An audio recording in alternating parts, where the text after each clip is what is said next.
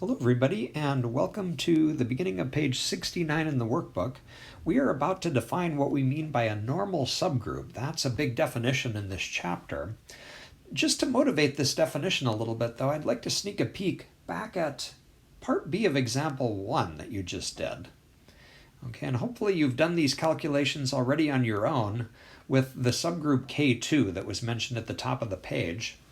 And what you notice, in contrast to part A of this example, is that the left and the right cosets don't match each other exactly in this case. For example, if you look at the coset R270 in D, that appears as one of our left cosets, but it doesn't appear down here as one of the right cosets. So we don't get the exact match that we did in part 1A. I'm going to write that observation down here. The left and the right cosets are not identical to each other.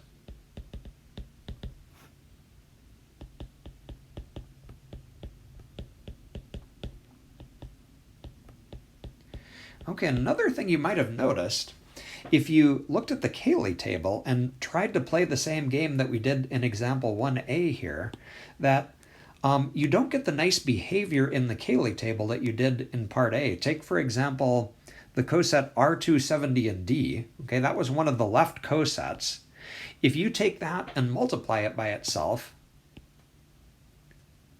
okay, you actually get 4 elements, R180, V, H, and R naught. That's clearly not a coset because it contains too many elements. It's not going to be on this list of left cosets that we have. Okay, so we can't say that the cosets form a group like they did in part A of example 1. Okay, it turns out that this is not an accident. It comes down to the fact that the left and the right cosets are not equal that kind of prevents us from getting the nice behavior of the cosets that we did in 1A. Okay, so let's take a minute just to pull some of those observations together here. So unlike in part A above,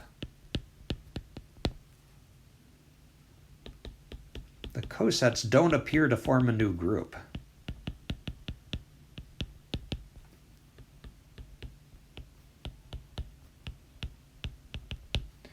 And so the question that you can ask is, well, what was the difference between part A and part B? Really, the difference was in the subgroups that we looked at.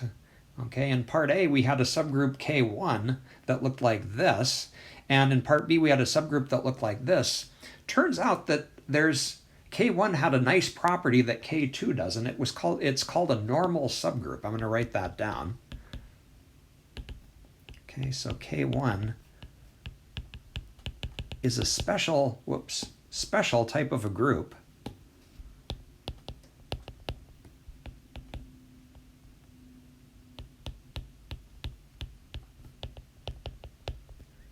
Okay, called a normal subgroup. That's the definition that we're about to mention. Okay, so having a normal subgroup is what kind of allows us to regard the cosets as being elements of a group. So with that in mind, we are now ready to look at this definition. Okay, let's read it together. So a subgroup H of a group G is called a normal subgroup if AH equals HA for all A and G. Now notice what that statement is saying. It's just saying that every left coset is equal to every right coset. That was exactly what was going on in part A of example 1 previously. Okay, so just to kind of emphasize that example, we could make the observation, and actually notice the notation here. Here's a shorthand way of saying that H is a normal subgroup of G, that sort of sideways triangle, just as a shorthand way of saying H is a normal subgroup of G, just all in one short statement. Okay, so if you look back to example 1 on the previous page, it turns out that K1, which was the subgroup that contained R0 and R180, that is a normal subgroup of D4. Okay, because its right and left cosets were all the same. We confirmed that by direct calculation. But the other subgroup that contained 2 elements, K2, which looked like R0 and H, that's a subgroup, but it's not a normal subgroup.